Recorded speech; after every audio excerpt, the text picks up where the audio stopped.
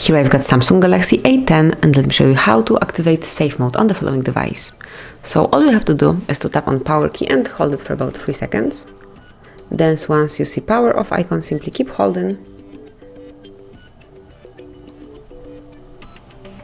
until you see the notification about rebooting to safe mode, and if you truly want to activate your device in safe mode, simply click on safe mode. And now wait a couple of seconds.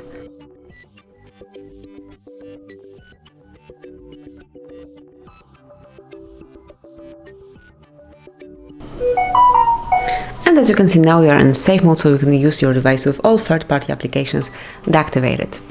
So then, once you want to switch it off, once you want to go back to the normal mode, simply tap on power key and then select restart. Tap one more time to confirm, and within a couple of seconds you will be in normal mode, so you will be able to use all applications and all the features in your Samsung Galaxy A10.